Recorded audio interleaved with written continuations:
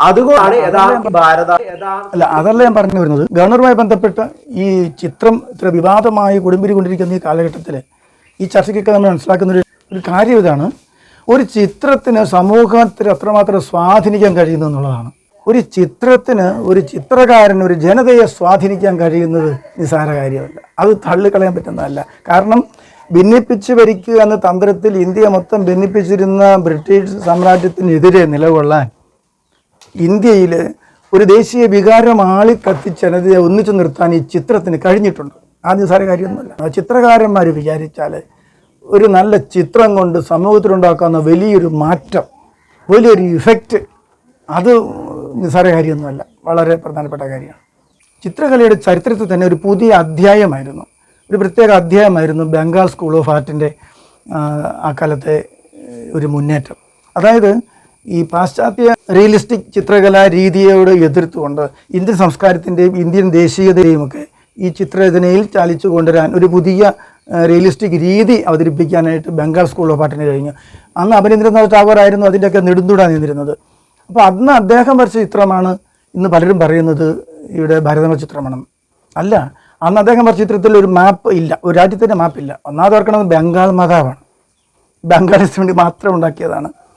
അപ്പോൾ അതിനകത്ത് മാപ്പൊന്നും ഉണ്ടായിരുന്നില്ല, അതിനകത്ത് ദേശീയ പതാക എന്നില്ല. കാരണം അന്ന് ദേശീയ പതാക ഉരുത്തിരിഞ്ഞിട്ടില്ല. അന്ന് കാവ്യ സാരി എടുത്ത ഒരു രൂപമായിരുന്നു അത്.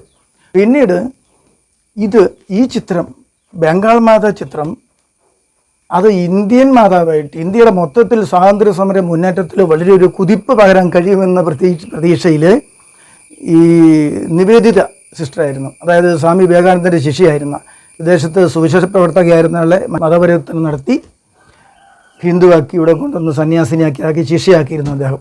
അപ്പോൾ ആ സ്വാമിനി നിവേദിത ഇന്ത്യൻ സ്വാതന്ത്ര്യ സമര മുന്നേറ്റത്തിന് കരുത്ത് പകരാൻ വേണ്ടി ഈ ബംഗാൾ മാതാ ചിത്രത്തിൻ്റെ ആ പേരിൽ തിരുത്തൽ വരുത്തി ഭാരത് മാതാ എന്നാക്കി. അങ്ങനെ ഭാരത് മാതാ എന്ന പേര് തിരുത്തി എഴുതിയിട്ട് ഇന്ത്യയിലുടനീളം പ്രചരിപ്പിച്ചിരുന്നു അവർ. അപ്പോൾ അതൊക്കെ അന്ന് ഒത്തിരി ഫലം ചെയ്തു അന്ന് സ്വാതന്ത്ര്യ സമര മുന്നേറ്റത്തിൽ. അപ്പോൾ ഇന്ന് ഭാരത മാതാ ചിത്രം എന്ന് പറയുന്നത് അമരീന്ദ്രനാഥ് ടാഗോർ വരച്ചതാണെന്ന് പറയുന്നത് ശുദ്ധ വിവരക്കേടാണ്. അതൊന്നുമല്ല, തികച്ചും ബംഗാൾ മാതാ. അതിന് തെളിവ് ഞാൻ കാണിക്കാം. ഈ ഇതിന്റെ ഏറ്റവും ആദ്യ മൂലരൂപം ഉണ്ടായ ഭാരതാംബയുണ്ട് വരച്ചിരുന്നത്. അത് 1905 വരച്ചത്, ആളെ പേര് ഞാൻ മറന്നുപോയി. 1905 വരച്ച ചിത്രമാണ് ഇതെന്നൊക്കെ പ്രചരിപ്പിക്കുന്നത് തെറ്റാണ്. അത് ഇതോടെ യാതൊരു ബന്ധവുമില്ല. ഇപ്പോഴത്തെ പ്രചരിക്കപ്പെടുന്ന ഭാരതമാതാ ചിത്രത്തോടെ യാതൊരു സാമ്യമില്ലാത്തതാണ് ആ ചിത്രം. ഇപ്പോൾ പ്രചരിക്കപ്പെടുന്നത് രാജാരവിവർമ്മ ഒരു ചിത്രമല്ല. രാജാരവിവർമ്മ ചിത്രം വെച്ചത് 1898 വരച്ചതാണ് ഭാരതമാതാ ചിത്രം. അതിനകത്ത് മാപ്പ് എങ്ങും ഉൾപ്പെടുത്തിയിട്ടില്ല. താളിയോല ഒക്കെ പിടിച്ചതും അങ്ങനെ ധ്വജമൊക്കെ പിടിച്ച കാവ്യ സാരിയൊക്കെ ധരിച്ച ഒരു ദിവ്യ പരിവേഷത്തിൽ ഒക്കെ വരച്ചിരുന്നു ഭാരതമാതാ ചിത്രം. അതിനകത്ത് അങ്ങനെ ഇന്നുള്ള കാണുന്ന രീതിയിലല്ല. പിന്നീട് 1902 3 രണ്ടാമതൊരു ചിത്രം വരച്ചു. അതിനകത്താണ് വളരെയേറെ എല്ലാവർക്കും സ്വീകാര്യമായ രീതിയിലുള്ള ഭാരതമാതാ ചിത്രം അതിനകത്താണുള്ളത്. അവിടെ നമുക്ക് ഈ താളിയോല ഗ്രന്ഥത്തിൻ്റെ മാറ്റിയിട്ട് പകരം ഒരു പുസ്തകമൊക്കെ പിടിപ്പിച്ചിരിക്കുന്നത്. അതൊക്കെ അതിൻ്റെ പ്രത്യേകതകൾ. ആ ചിത്രം യഥാർത്ഥത്തിൽ ഇന്ത്യയുടെ പരമ്പരാഗതമായ ദേവീദേവ ചിത്രങ്ങളൊക്കെ വരയ്ക്കുന്ന രീതിയിൽ തന്നെ വളരെ മനോഹരമാക്കി വരച്ച ചിത്രമാണ്. ഇന്നിപ്പോൾ കാണപ്പെടുന്ന അതൊന്നും അല്ല. അന്ന് ഭൂപടമൊന്നും അതിനകത്തുണ്ടായിരുന്നില്ല. ഭൂപടമൊക്കെ പിന്നീട് ആരും ചേർത്തതാണ്. അതിനുശേഷം ഒത്തിരി പേര് ആ ചിത്രത്തെ അടിസ്ഥാനമാക്കി അതിൽ ചെറിയ മാറ്റങ്ങൾക്ക് അവർ ഒത്തിരി പേര് വരച്ചിട്ടുണ്ട്. അങ്ങനെ പലരും മാറ്റം വരുത്തി വരച്ച പല ചിത്രങ്ങളും ഇന്ന് അദ്ദേഹത്തിൻ്റെ അന്ന് പ്രചരിക്കപ്പെടുന്നുണ്ട്. അത് യാഥാർത്ഥ്യമൊന്നുമില്ല. ഈ ചിത്രകലയുമായി ബന്ധപ്പെട്ട് ചരിത്രം പഠിക്കുന്നവർക്ക് പ്രത്യേകം അറിയാം. 1931 രൂപ് കിഷോർ എന്നൊരാൾ വരച്ച ചിത്രം. ആ ചിത്രത്തിൽ ആദ്യമായിട്ടൊരു ഭൂപടം ഒക്കെ വരുന്നത്. ആ ഭൂപടം ഇന്ത്യയുടെ ഭൂപടം എന്ന് പറയാൻ പറ്റുന്നതല്ല. ബർമ്മയും ഒക്കെ ഉൾപ്പെടെയുള്ള വിശാലമായ ഒരു കുറേ പ്രദേശങ്ങൾ ഉൾപ്പെടുത്തി ഇന്നത്തെ 4-5 രാജ്യങ്ങളൊക്കെ ഉൾപ്പെട്ടതായിരുന്നു അന്നത്തെ ഇത്. ആ ചിത്രത്തിനാണെങ്കിൽ ഇന്ന് പ്രചരിക്കപ്പെടുന്ന ഭാരതമാതാ ചിത്രമായിട്ടുള്ള സാമ്യമുള്ളതൊന്നുമല്ല. പക്ഷേ ഞാൻ പറഞ്ഞു വന്നത് ഭൂപടമൊക്കെ ഉൾപ്പെടുത്തി വരച്ചത് ആദ്യമായിട്ട് രൂപ് കിഷോറിൻ്റെ ചിത്രമാണ് പ്രചരിക്കപ്പെടുന്നത്.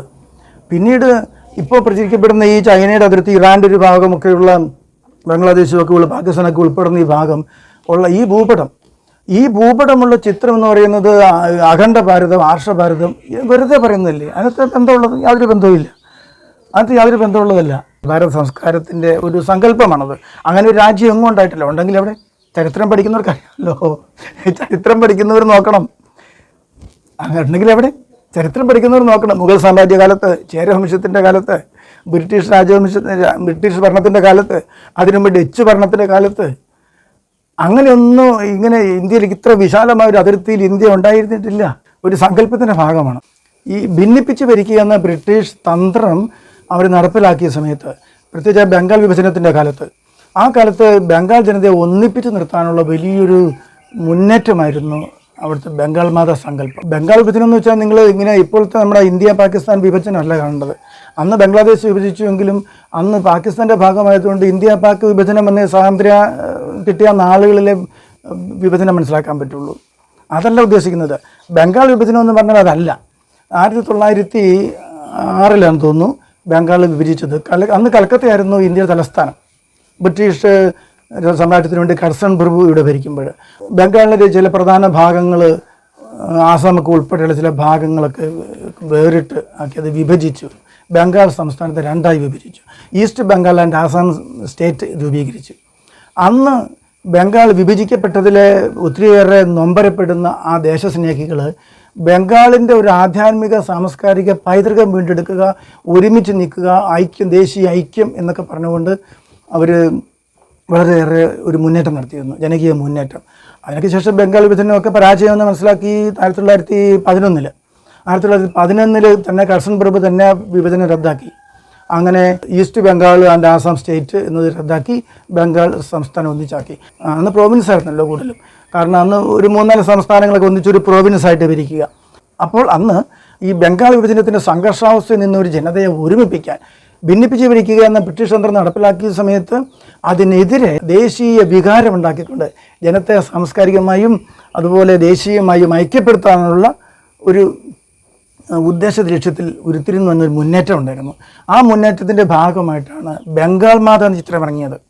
ബംഗാൾ മാത എന്നതിന് അടിക്കുറിപ്പ് എഴുതി തന്നെ ഉണ്ടായത് അമരീന്ദ്രനാഥ് ടാഗോർ വരച്ച ചിത്രം ആയിരുന്നു അത്. മറ്റൊന്നുണ്ട്, ബംഗാൾ മാതയെ വരച്ച സമയത്ത് ബംഗാൾ ജനതയുടെ പ്രതീകമായി ഒരു ബംഗാൾ മാത ചിത്രം വരയ്ക്കുകയല്ല ചെയ്തത്. ബംഗാൾ ജനതയെ സംരക്ഷിക്കുന്ന ബംഗാളിൻ്റെ അമ്മ എന്നർത്ഥത്തിലാണ് അന്ന് ബംഗാൾ മാത ചിത്രം വരച്ചത്. ഈ ചിത്രത്തിൻ്റെ സത്യത്തിൽ ഈ ചിത്രവുമായി ബന്ധപ്പെട്ട ഒത്തിരിയേറെ ചർച്ചകൾ ഇങ്ങനെ കൊടുമ്പിരി കൊള്ളുമ്പോഴും പലരും ബോധപൂർവം മറയ്ക്കുന്ന ഒരു രഹസ്യമുണ്ട്. ഇത് യഥാർത്ഥത്തിൽ ദുർഗാദേവിയാണ്. അതിവിടെ ഭൂരിപക്ഷമായ വിഭാഗത്തിന് സ്വീകാര്യമായിരിക്കാം. പക്ഷേ ക്രൈസ്തവർക്കോ മുസ്ലിങ്ങൾക്കോ കൂടി ഇത് സ്വീകാര്യമാകണമെന്ന് എങ്ങനെ വാശി വെക്കാൻ പറ്റും? എല്ലാവർക്കും ഉൾക്കൊള്ളാൻ പറ്റുന്ന ഭാരതാംബയുടെ ചിത്രം പുറത്തിറങ്ങട്ടെ. തീർച്ചയായിട്ടും വേണം. എല്ലാവർക്കും സ്വീകാര്യമായ ഒരു ചിത്രം കൂടിയേ പറ്റൂ. ഇന്ത്യൻ ജനതയെ പ്രതിനിധീകരിക്കുന്ന ചിത്രമെന്ന നിലയിലാണ് ഇത് അവതരിപ്പിക്കപ്പെടുന്നതെങ്കിലും യഥാർത്ഥത്തിൽ ഇതിൻ്റെ പിന്നിലുള്ള RSSകാർക്കും അറിയാം ഭാരതത്തിൻ്റെയും ഹൈന്ദവരുടെയും അമ്മയായ ദുർഗാദേവിയാണ് എന്നറിയാം. നവരാത്രി പൂജകൾ 9 ദിവസം ഏത് ദേവിക്ക് സമർപ്പിക്കുന്നു? ആ ദേവി മഹിഷാസുരനെ വധിക്കാൻ അവതരിച്ചു എന്ന് പറയപ്പെടുന്ന ഏത് ദേവിയെക്കുറിച്ചാണ്? ആ ദേവി ഋഗ്വേദത്തിൽ പറയപ്പെടുന്ന സിംഹത്തിന്റെ പുറത്ത് കയറി വരുന്ന ഈ ദുർഗാദേവിയെ കുറിച്ചല്ലേ? ഈ ദുർഗാദേവി തന്നെയാണ് ഈ ഭാരതാംബ ചിത്രത്തിന്റെ പിന്നിലെന്ന് രഹസ്യമൊന്നുമല്ല, പരസ്യമായ കാര്യമല്ലേ?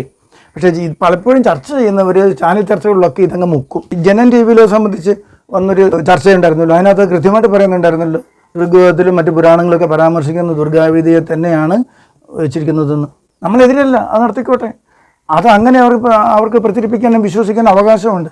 പക്ഷേ ഈ ബഹുസ്വരതയുടെ ഒരു മതേതര രാജ്യത്തിൽ അത് അടിച്ചേൽപ്പിക്കാൻ പറ്റിയാല, അത്രയേ ഉള്ളൂ. പക്ഷേ ഇത് പരസ്യമായിട്ട് ചർച്ചകളിൽ വരുത്തുന്നില്ല, ബോധപൂർവ്വം മറച്ചു വെക്കുന്നുണ്ട്. ഇതൊന്നും നോക്കിക്ക് ഈ ചർച്ചയ്ക്കിടയ്ക്ക് കൊടുമ്പിരി കൊണ്ടിരിക്കുന്ന ചർച്ചയ്ക്കിടയിലും ഇത് ദേവീ സങ്കല്പമാണ്, ദേവിയാണ് എന്ന് പറഞ്ഞ് വരുമ്പോൾ പെട്ടെന്ന് ആ ചർച്ച വഴിതിരിച്ചു വിടുന്നത് കാണാം. ഒന്ന് ശ്രദ്ധിച്ചേ. അമരീന്ദ്രനാഥ് ടാഗോറാണ് ഈ ഭാരത് മാത ഉണ്ടാക്കിയത്. അമരീന്ദ്രനാഥ് ടാഗോർ ഉണ്ടാക്കിയത് ഭാരത് മാതയല്ല, അത് ബംഗാൾ മാതയായിരുന്നു. ആ ബംഗാൾ മാതയെ പിന്നീട് സിസ്റ്റർ നിവേദിതയാണ് ഭാരത് മാത എന്നുള്ള പേരിൽ പ്രചരിപ്പിക്കുന്നത്. പക്ഷെ അവിടെ നിന്നല്ല ഭാരത് മാതയുടെ സങ്കല്പം ഉണ്ടാവുന്നത്. 1883 ബങ്കിം ചന്ദ്ര ചാറ്റർജിയുടെ എന്താ പറയുക ആനന്ദ മഠ എന്ന് പറയുന്ന നോവലിൽ നിന്നാണ് വന്ദേ മാതരം എന്ന് പറയുന്ന ഗീതം ഉണ്ടാവുന്നത്. ആ വന്ദേ മാതരം ഈ ഭാരതത്തെ അമ്മയായി കണ്ട് പ്രാർത്ഥിക്കുന്ന ഗീതമാണ്. ആ ഗീതത്തിൽ ദുർഗയായിട്ടും ലക്ഷ്മിയായിട്ടും നമുക്ക് അടുത്ത റൗണ്ടിൽ വിശദമായി നടത്താം. ശ്രീ ശങ്കു, ആദ്യം ഈ പതാകയുടെ കാര്യം ഒന്ന് കഴിഞ്ഞിട്ട് രാഷ്ട്ര സങ്കല്പത്തെ കണ്ടല്ലോ. ഇത് ഇവിടെ മാത്രമല്ല, പല ചാനൽ ചർച്ചകളിൽ ഞാൻ ശ്രദ്ധിച്ചിട്ടുള്ളതാണ്.